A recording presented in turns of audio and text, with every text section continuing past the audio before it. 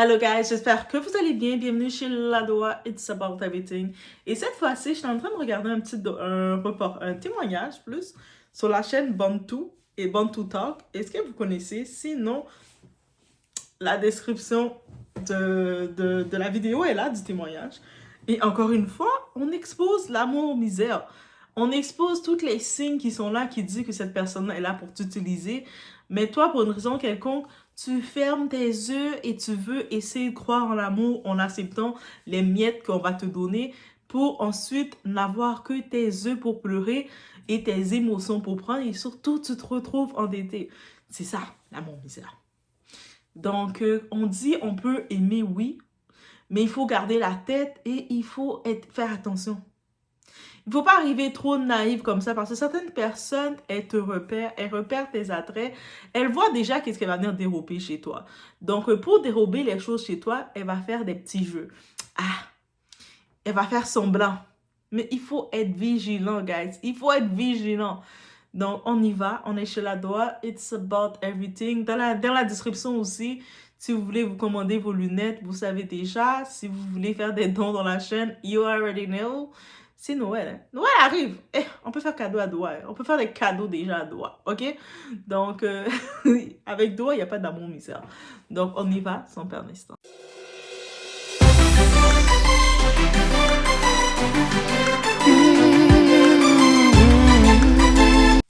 Donc, déjà, quand on regarde ce fameux témoignage, c'est sûr que quand c'est... dans les effets, je peux comprendre que cette femme était dans le désir, dans la passion. Ça arrive comme tu rencontres la personne qui te fait ton cœur faire boum, boum, boum. Ah, ça m'est jamais encore arrivé, je sais pas. Hein. Mais à ce qui paraît, c'est comme ça. Et puis, je sais qu'il y a des personnes, leurs cœurs sont encore plus passionnés que d'autres. Ah, moi, je suis passionnée quand c'est la nourriture. Chacun a notre passion. Bref, mais elle, c'est sûr, la première chose, le premier piège qu'elle a eu, mais elle a aimé les yeux fermés en laissant tomber toute logique, tout esprit de logique. Et surtout, elle n'a pas calculé pour regarder c'est quoi que ce type l'apportait. Parce qu'en gros, oui, peut-être du côté, il a fait semblant d'apporter un petit peu d'attention, faire semblant de venir pour se coller, pour pouvoir prendre l'aspect confiance. Il va faire semblant d'être là pour toi, il va faire semblant de donner 2-3 petits gestes, je vais t'aider à ranger tes souliers, 2-3 petits trucs, faire semblant de faire 2-3 petites paroles, t'envoyer 2-3 petits textes. Mais en gros, derrière, c'était pour avoir sa confiance. Et rapidement, la confiance vient, mais c'est on vit ensemble, je suis ton mari. Et puis, tu sais, il venait rapidement à établir la confiance en se mariant avec elle. Parce que lui, les profiteurs comme ça, quand je vous ai dit, là, dans l'amour-misère, votre ennemi va vous marier. Votre ennemi, là, il vous aime pas. Mais il a vu les intérêts qu'il pouvait prendre chez vous. Que ce soit peut-être qu'il est au pays, lui, son intérêt, c'est rentrer en Occident. Ah, il veut rentrer en Occident et vous êtes sa porte de sortie. Il sait qu'est-ce qu'il va bénéficier. Ou sinon, il va repérer aussi, il y a le signe que j'ai noté pour ce type d'homme. Et dans le témoignage aussi, j'ai noté la même chose. Ce genre de type-là, ils vont noter vos accomplissements et puis vouloir se l'accaparer. Vouloir se l'accaparer pour lui, se dire que lui aussi, il va l'avoir. C'est-à-dire que vous avez fait plein de voyages, vous êtes toutes fières de vous, vous avez fait plein de voyages par vous-même. Parce que vous êtes capable, vous avez grandi dans un bon foyer avec des bons parents, vos parents étaient des personnes capables, votre mère et votre père étaient deux individus capables qui vous ont fait. Donc, ils font que quand vous avez grandi, vous avez eu la possibilité de pouvoir vous faire des voyages, de pouvoir aller un petit peu partout. Mais lui, cette personne-là, il va se dire, j'ai vu que toi, tu voyageais tel endroit, mais moi aussi, je veux voyager là où tu allais. OK? Donc, il commence déjà à calculer ce que vous avez fait. Ou ce que, c'est vos accomplissements. J'ai vu que tu t'achètes ci, j'ai vu que tu aimes ça aller manger au restaurant, j'ai vu ici. Il veut déjà le calculer pour dire que lui le mérite. C'est comme, tu peux l'avoir, tout le monde peut l'avoir. Le voyage n'est pas exclusif à moi. Tu peux aussi le faire. Tu n'as pas besoin de te comparer à moi pour le faire. Mais eux autres, c'est pour ça qu'il faut faire attention à ces petits signes-là. Et puis, je me rappelle, il y avait cet individu-là. Ce type-là, je vais l'appeler sa mère, c'est une cochonne. Oui, c'est comme ça que je l'appelle. Donc, j'ai pas d'autre nom pour lui. Donc, on va l'appeler le type, sa mère qui était une cochonne. Mais, il faisait des petits mots qui laissent entendre que c'était ton ennemi, puis il était en compétition contre toi, même s'il essaie de prouver le contraire, mais quand tu regardes, c'est toute la même tactique. Ah, ah ben oui, mais toi t'es allé, tu vas au Portugal, Espagne, t'as fait plein de pays. Oui, mais je l'ai fait par moi-même, je travaillais et puis je me suis payé mes voyages. Comme, pourquoi tu me mets ça sur le tableau? C'est comme je t'ai jamais demandé quand je voyageais. Bref, mais c'est quand je voyais des petits mots comme ça qui sortaient, ok. Ou sinon, il laisse entendre que, ah, mais toi t'es là ou t'es au Canada, mais moi, là, parce que t'es au Canada, mais moi quand je vais être au Canada, je vais avoir plus de succès que toi. Quoi, t'es en comparaison avec moi, mais c'est ton ennemi. Tous ces petits signes qu'il va dire, même s'il va essayer de faire comme si c'est à la blague, c'est pas la blague, les amis. Quand des fois ils vont faire des commentaires parce que c'est son esprit, c'est votre esprit qui le fait s'exposer. C'est comme ça qu'il faut le voir. Et des fois, ça vous arrive pas, on va le dire simple. Vous êtes avec quelqu'un, la personne, il commence à exposer son plan. Il commence à exposer des choses contre vous, mais après, il se rend compte, il essaie de faire comme si c'est une blague. Ha ha, ha, c'est juste pour rire. Mais toi, t'es comme, non, c'est pas pour rire. T'es sérieux. C'est sorti de toi, mais c'était contre toi. Mais ça, c'est votre esprit qui fait la personne parler. Croyez en ça, je vous dis un truc. Et c'est pour ça que dans son témoignage à cette dame-là, la première chose que j'ai vue, ils ont toutes cette même tactique-là. Ils vont regarder vos accomplissements et puis on va sentir une certaine jalousie ou comme s'ils vont sentir qu'ils méritent vos accomplissements. Mais quand vous allez les faire remarquer comme «Oh, qu'est-ce que t'as?» Ah, ils vont faire comme si c'est de l'humour. Mais c'est pas de l'humour. Ça, c'est un red flag. Commencez que ça vous alerte. Vous êtes avec un type et puis il commence à calculer vos accomplissements, commence à calculer vos dépenses, vos projets que vous avez faits, vos réalisations. Dites-vous, c'est parce que c'est l'envie qui le fait s'exposer à vous. OK? Et puis aussi, ne faites pas... C'est comme, tu sais, le truc là, comme on veut tellement être une bonne femme pour son partenaire, mais c'est pas tous les partenaires qui méritent qu'on soit une bonne personne pour eux. Et puis, en même temps, c'est pas normal qu'un homme se soit confortable de vivre sur l'argent d'une femme. C'est pas normal. Vous êtes là en train de parler avec un homme, il commence déjà à vous parler. Tu sais, il vous parle, il vous appelle, il commence déjà à parler de sa situation seulement. Il s'en fout de vous. Il parle juste, peut-être il va parler brièvement. Ah, t'as mangé, toi, c'est bon, ok. Puis lui, il va commencer à parler de sa vie. Ah, moi j'ai faim, moi j'ai pas d'argent, moi j'ai... Il va parler juste de lui, puis il insiste sur ces points qu'il n'a pas d'argent, qu'il a pas assez. Dites-vous que c'est un red flag. Ça veut dire qu'il est en train de vous cerner, attirer votre sensibilité, votre empathie, pour que vous vous sentez mal et que vous dites «Ah, mais tu sais, c'est mon gars, j'ai pas le choix de l'aider» et il commence à l'aider. Non, c'est de la manipulation et occupez-le pas. Moi, j'ai une autre anecdote face à le fils de la maman cochonne. Oui, oui, oui, c'est comme ça que je l'appelle. Le fils de la maman cochonne. Oui, oui, oui. Sa maman, c'est une cochonne, là. Déjà, elle s'en va jusque dans son village, je sais pas trop où, dans un coin, avec le peu d'argent qu'elle prend pour essayer d'aller faire l'envoûtement contre moi. Hé! C'est pas une maman cochonne, ça? Oh. Bref. Ça veut dire c'est comme ça que j'appelle son fils. Le fils de la maman cochonne. Donc, on dirait, elle pensait que son envoûtement allait fonctionner, que j'allais prendre mon argent, puis envoyer à son fils le déchet, là. C'est comme, non, maman cochonne. OK? Bref. Là, on continue sur ce point. Dans tout le témoignage, j'ai regardé tous les faits, et puis, quand on regarde l'amour-misère, vous allez regarder aussi, vous allez voir que tout revient, là. C'est comme, tout revient dans différentes phases. Le type, qu'est-ce qu'il fait? Il va essayer de faire en sorte de se positionner pour attirer votre confiance, votre sympathie, que ce soit financier ou pas. Et vous, même si vous faites plus ou pas, vous n'allez pas calculer ça. Parce que quand tu es avec un vrai partenaire, tu ne calcules pas s'il fait plus, s'il fait moins. Tu sais, si tu es avec un vrai partenaire, tu veux être en paix. Mais habituellement, un vrai partenaire va pas vouloir dépendre de ton argent. Les vrais partenaires que j'ai dans ma vie n'ont pas dépensé de ton argent. Juste le fils de la maman cochonne, que ben, lui, sa mère, c'est une cochonne. Donc, qu'est-ce que tu peux espérer de lui? Guys, sois honnête. Mais sinon, tous les partenaires que j'ai eus, non. Même quand ils étaient dans la galère, même si moi, j'aurais voulu dire, me proposer, oui, je pense que des fois, j'étais en amour, finalement. Parce que des fois, j'aurais voulu me proposer, j'étais comme, laisse-moi t'aider, laisse-moi ci. C'était limite comme il se sentait mal. Parce qu'un homme se sent mal. Mais quand tu vois que c'est un profiteur, il va pas se sentir mal, il va même se mettre à l'aise. Et puis, il va essayer tout de suite de créer un lien pour pouvoir avoir accès à tes finances. C'est-à-dire qu'il va dire, mettons, si une fois tu l'as prêté ta carte comme ta carte guichet pour aller chercher, tu peux-tu aller chercher du jus à l'épicerie pour moi? Comme il est tard, ou je suis en train de faire une recette, il manque des épices. Ah, tu peux prendre ma carte. Là, il a accès à votre carte une fois. Croyez-moi que c'est déjà une porte pour lui. Donc, il faut faire attention à ça. Il faut être vigilante. Et puis après, il va dire, ah, mais j'ai utilisé ta carte pour payer l'essence. Ah, je peux plus. Il va se mettre à l'aise. Faut pas. Faut pas. Et lui, ce type-là, en plus, qu'est-ce qu'il faisait? Quand ils se sont mariés, lui, je suis certaine, on le voit, son plan, c'était de marier cette femme-là pour pouvoir profiter d'elle, l'arnaquer, là. L'arnaquer. Il n'y a eu aucun amour pour elle. Comment il l'a arnaqué. Il a, il était marié avec elle. Guys, il s'est marié avec elle.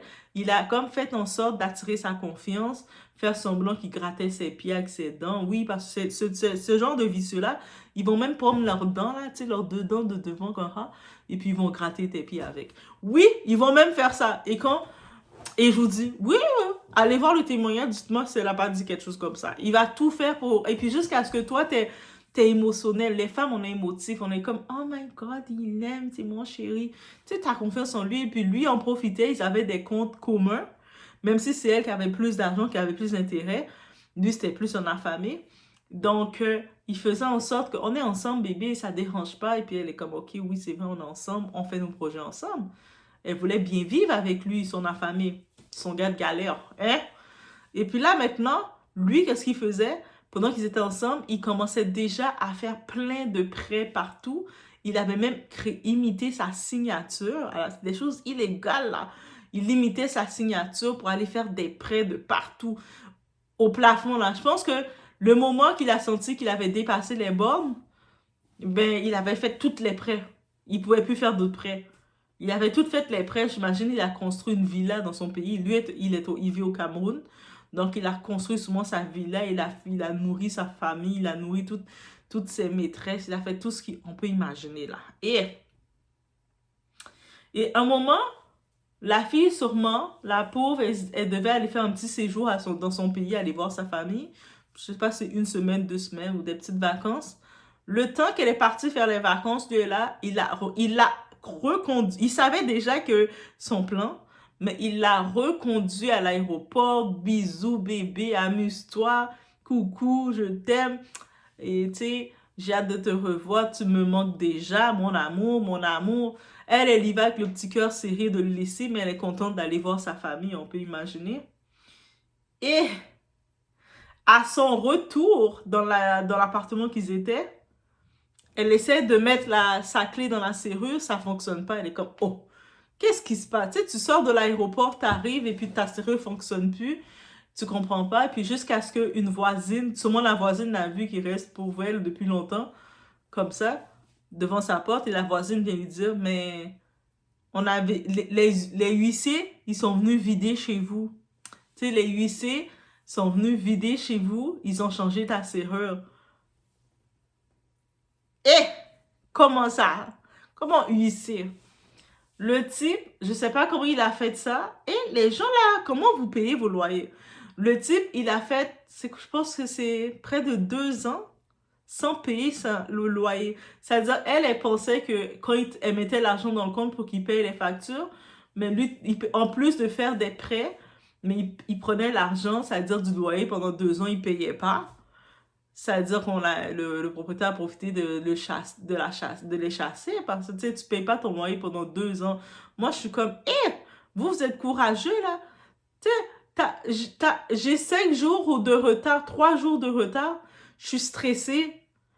Des fois, tu sais, le premier tombe un week-end, un jour férié, je commence déjà à palpiter. Il y en a, ils ont des 2 ans comme ça, ils payent pas, ils ont pas de crainte.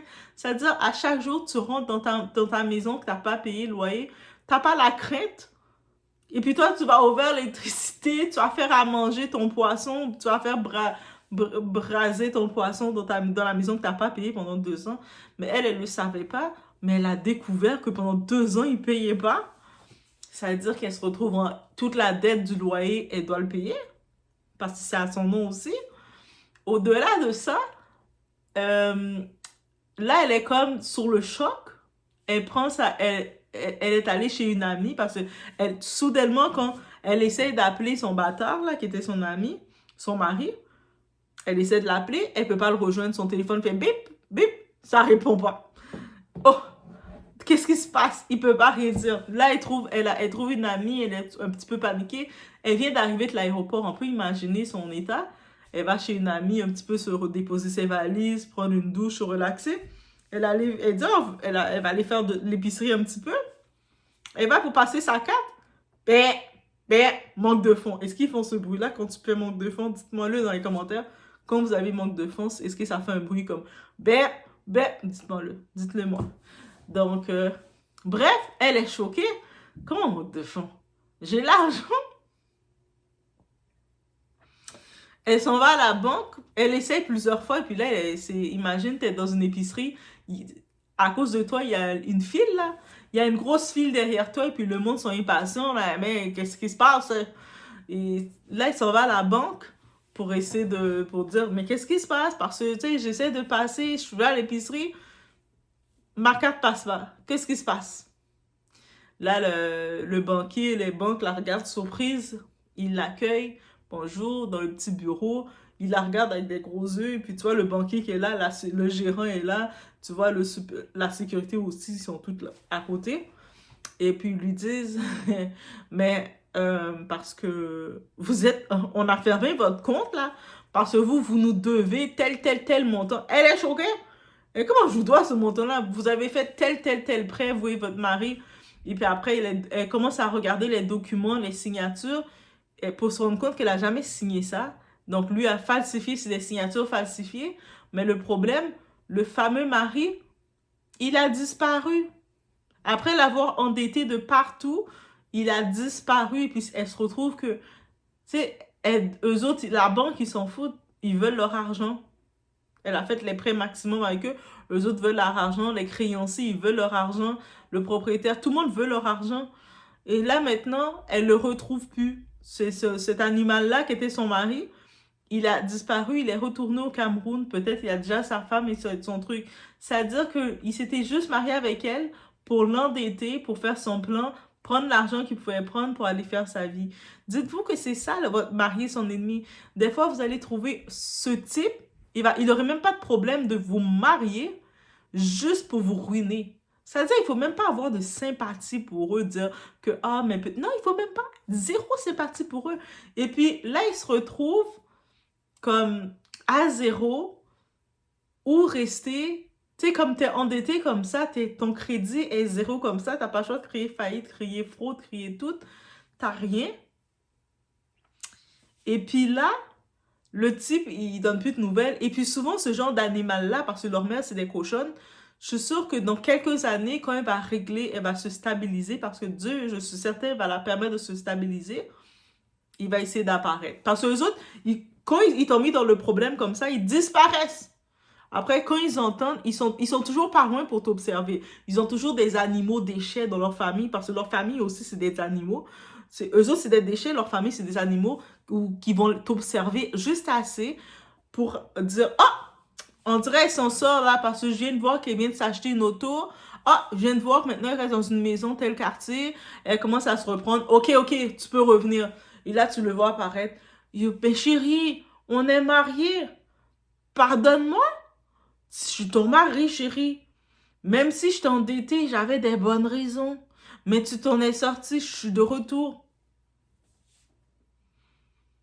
Ils sont comme ça. C'est-à-dire, eux autres, là, il a fini de la mettre dans le problème.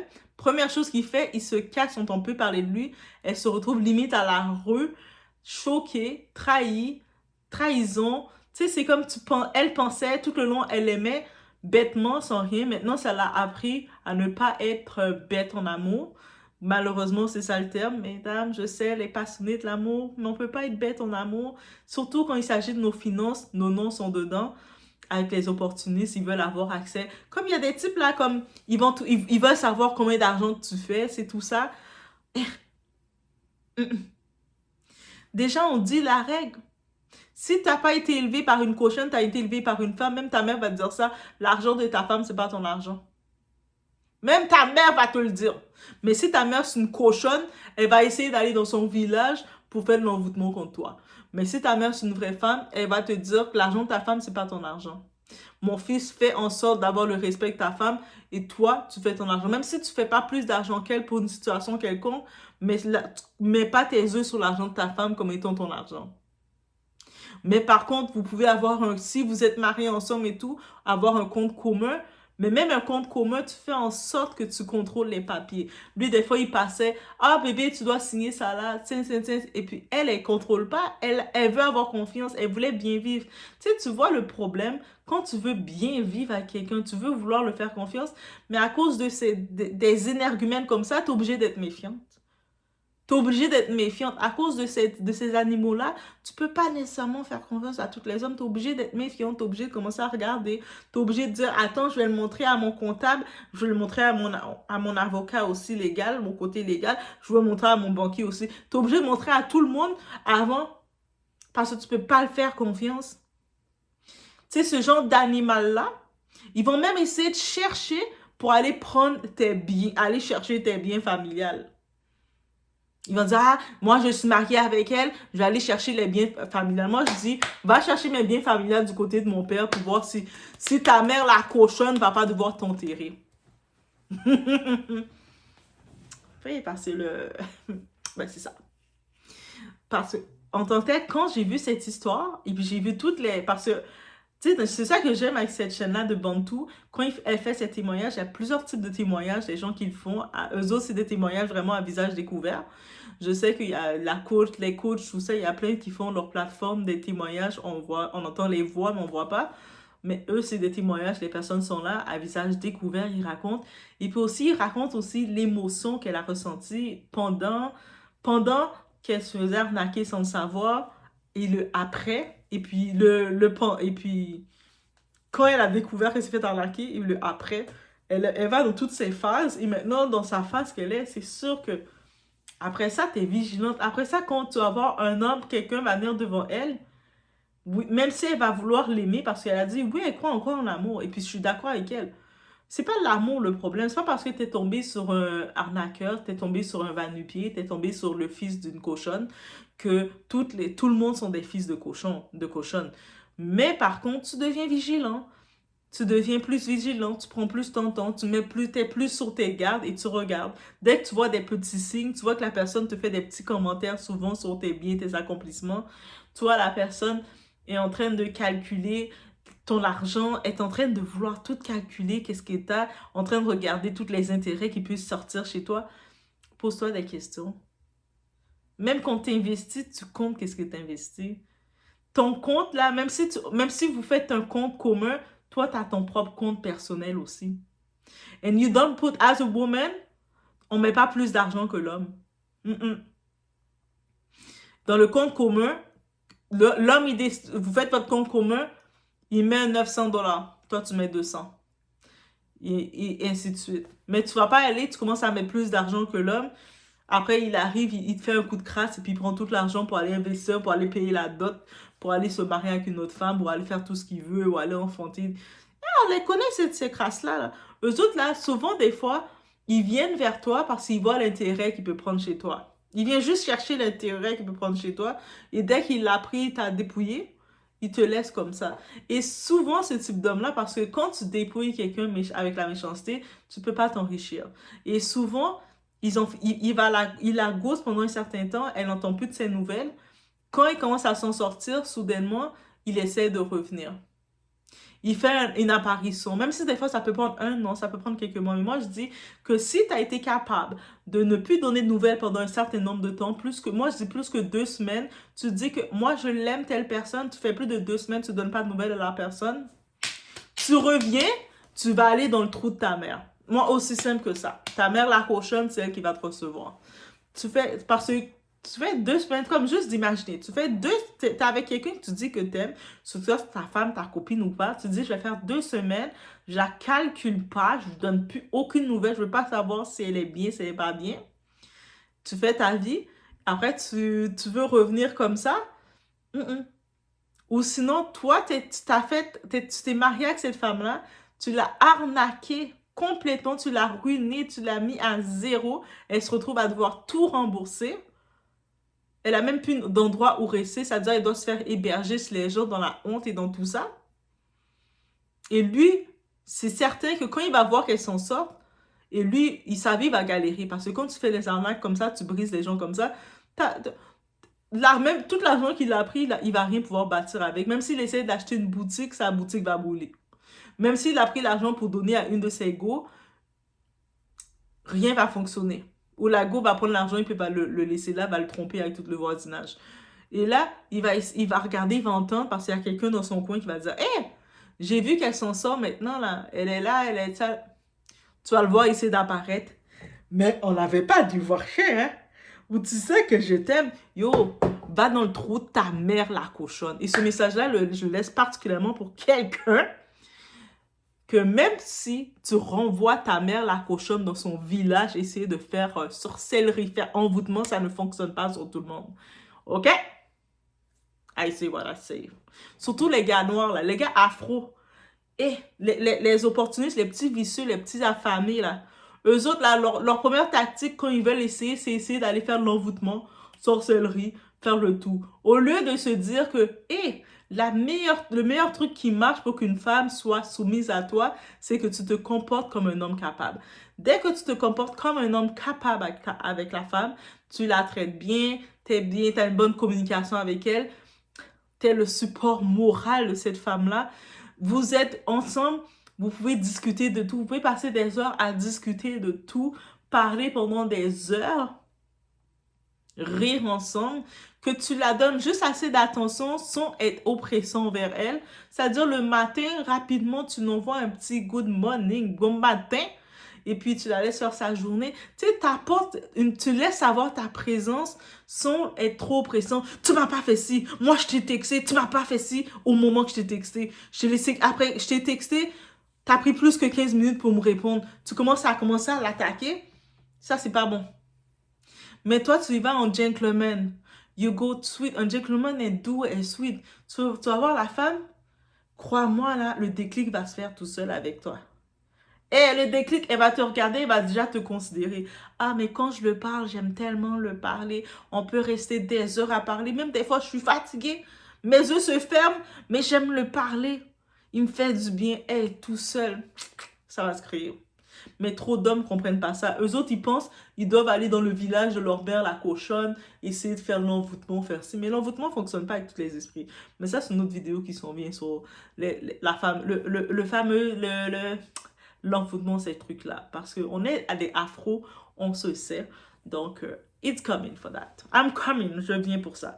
Mais bref, c'était un petit témoignage, j'ai vu que oui, on dénonce l'amour misère, guys.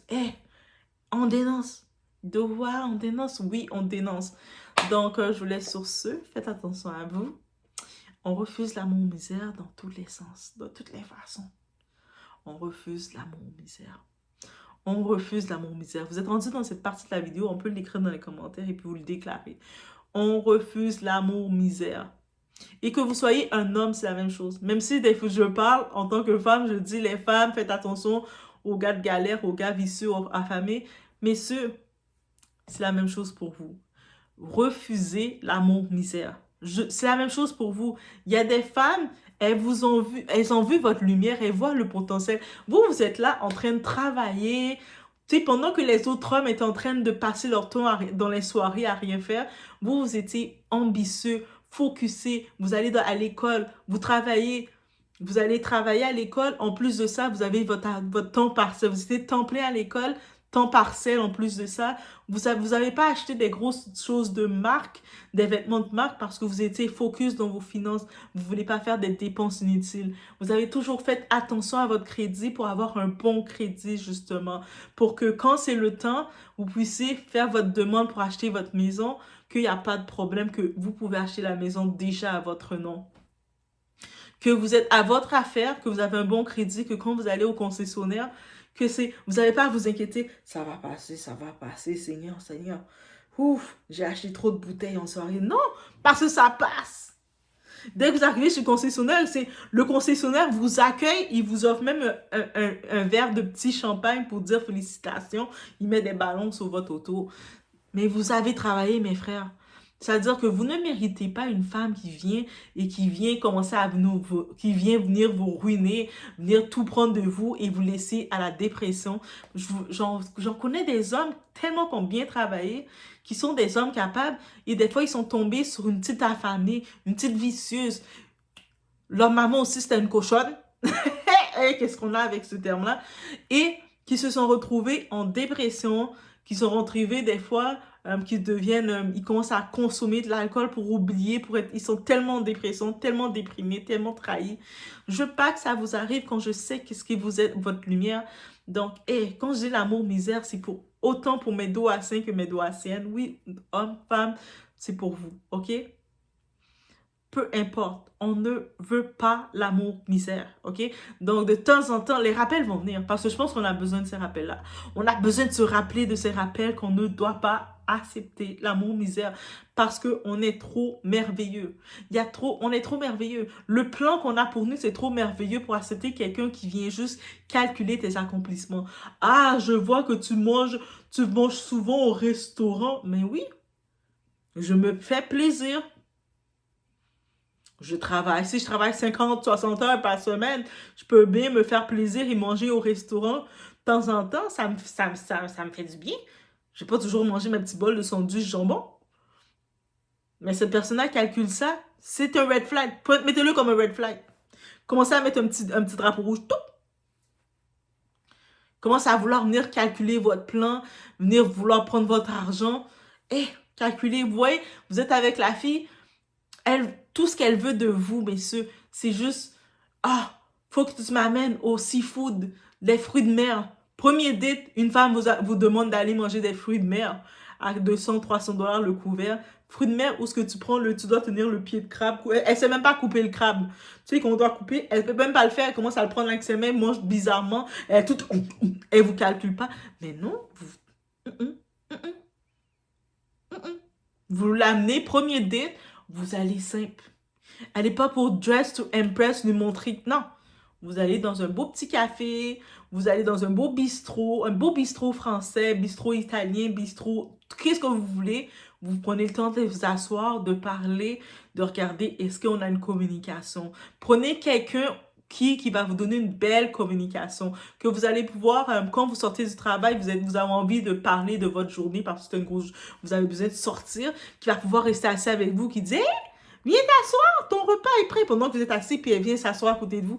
Puis c'était comment ta journée? Ah oui, puis elle commence à parler, puis elle connaît, ah oui, puis ton collègue un tel là, il a-tu toujours une grosse tête? Qu'elle va parler comme ça avec vous. Oui. Moi, je déclare ça aussi pour vous. C'est-à-dire, même si des fois, les commentaires, je vais dire, les gars sont comme ci, mais c'est le même sens pour vous, mes messieurs. OK? Donc, on veut pas d'amour misère des 200. Je veux pas m'entendre qu'un de vous, mes doaciens, vous me dites, mais moi, je suis en train de galérer dans l'amour misère. Je veux pas ça pour vous.